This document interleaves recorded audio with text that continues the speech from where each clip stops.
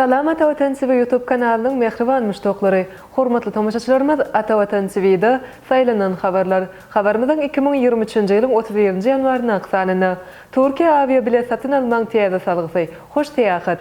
Volodin Türkmenistanyň gatnaşyklarymyza möhmehmiyet berýäris.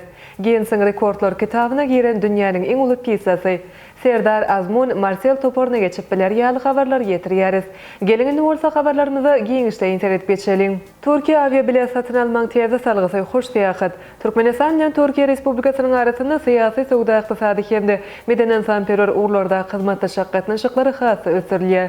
Sowda, ykdysady hemde syýahatçylyk maksatly gatnaşyklaryň ösürilmegine howa gatnawlarynyň ähmiýeti uludur. Ma'lum bolýar 2022-nji ýylyň oktyabr aýyna Türkmenistan bilen Türkiýe Respublikasynyň arasyndaky uçur gatnawlary täzeden ýoly goýuldy. Türkmenistan Türkiýe urugy boýunça avia gatnawlary Türkmenistan aviakompaniýasy bilen Türkiýanyň Türk Howa ýolları aviakompaniýasy alyp barýar. Uçur gatnawlarynyň açylmagy bilen avia peteklere bolan isleg barha ýokalanýar. Bu islegi kanagatlandyrmak maksady bilen ýurdumyzda iş alyp barýan Hoş Täýahat Hojalyk Jemgyýeti asylly işi ýoly goýdy. Hoş Täýahat Hojalyk Jemgyýeti dünýäniň iň uly avia kompaniýasy Türk Howa ýolları aviakompaniýasy bilen avia petekleriň satywy boýunça ygtyýarlandyrylan agentlik boýunça şertnama gol çekişdiler. Şeýlelikde Hoş Täýahat Hojalyk Jemgyýeti Türk Howa ýollarynyň Türkmenistandaky ygtyýarlandyrylan agenti bolup öz işine başlady.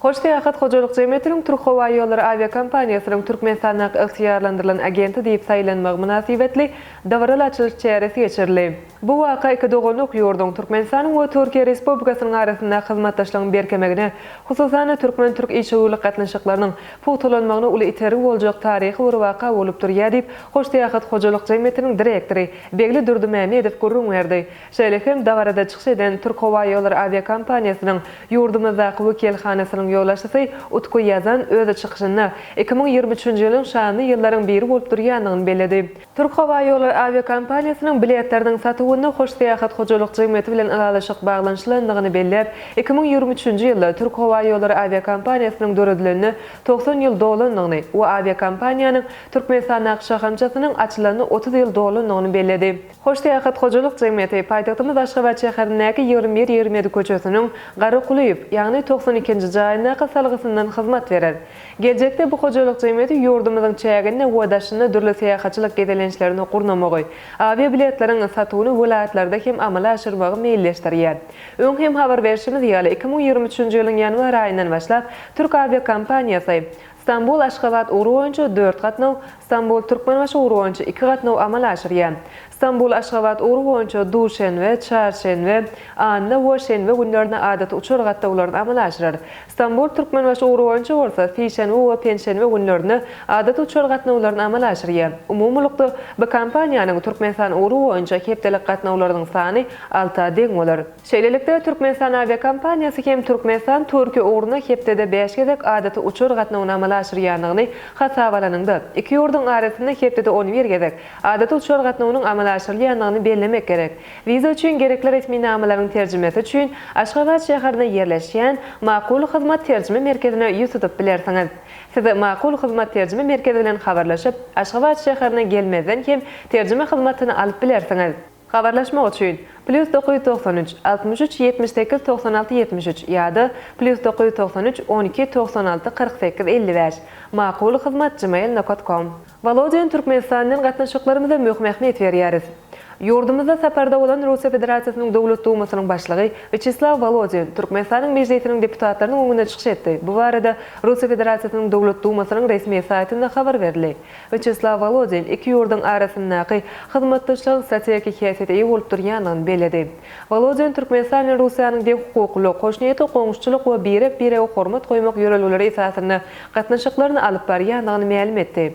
Onun aýtmagyna görä Russiýa Federasiýasy Türkmenistanyň özara behbitli hyzmatdaşlygy ösdürmäge gaýratyny ähmiýet berýär.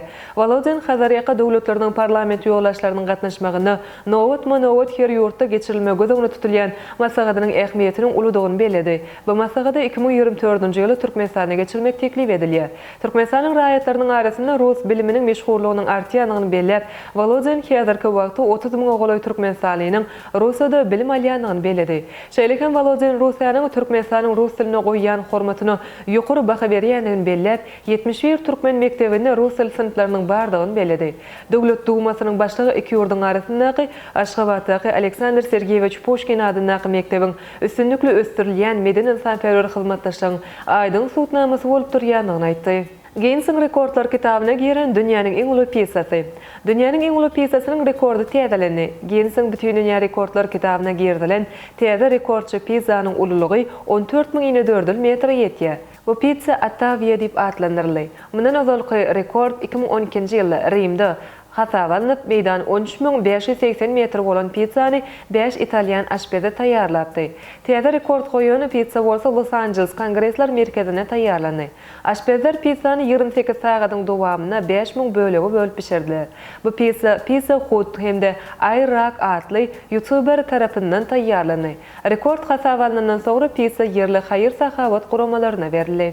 Serdar Azmon Marcel toporuna geçip biler. Germaniýanyň Bayer toporunyň hüjümçisi Serdar Azmon bilen Fransanyň Marcel topory gyzyklanýar. Sport neşirleriniň habar bermegine görä, bu gurda iki toporyň arasynda gepleşikler başlandy. 28 ýaşyndaky İranly hüjümçini Ozal Korosanyň Zenit toporunyň sport boýunça direktory Javier Ribalta teklip etdi. Ol häzirki wagtda Marcel toporunyň sport boýunça direktory wezipesini alyp barýar. İranly futbolçynyň transferiniň bahasy 10 million euro bolar. Azmonyň Bayer toporu bilen şertnamasynyň möhleti 2027-nji ýyla tamamlanýar. Azmon nemis toporunyň düzüminde 13 duşlukda oynady. Häzirki mövsümde bolsa 10 duşlukda meýdança çykdy. Geçen ýylyň ýanwar aýynda Azmon Bayer toporu bilen 5 ýyllyk şertnama baglaşypdy. Azmon bilen gyzyklanýan Marcel toporu Fransanyň çempionatyny 3-nji orunda barýar. Bu topor 20 duşlukda 43 utuk jemläpdi. İranlı futbolçu Zenit toporunyň düzüminde 2019-njy ýylda çykyş edip başlatdy. 2019-2022-nji ýyllarda Russiýanyň 4 gezek çempionu boldy. Ýurdun 2 gezek Super Kubogyny we Kubogyny gazandy. Ine mehriban müştoklar Atawatan TV'de saylanan habarlar gepleşigimizden şu günkü sanynda seýtirmekden habarlarymyz şulardan ibaret. Hormatly tamaşaçylarymyz şeýlekem. Türkmenistan bilen Çehiýa diplomatiýa gatnaşyklary 30 ýyl boldy. Aşgabatda Iranyň ýürüýtüleşdirilen sergisi geçiriler. Dragon Oil kompaniýasyna maýa goýum teklipleri hödürlendi. Birja täzelikleri Türk işgörleri nakyplyk aldylar. Ispaniýanyň Şah Kubogy El Clásico duşugy bolar. Türkmenistanyň futbolçy Gankokun Kubogyna münasip bolýaly habarlary Atawatan Türkmenistan.com saytymyzdan giňişlen okap bilersiňiz.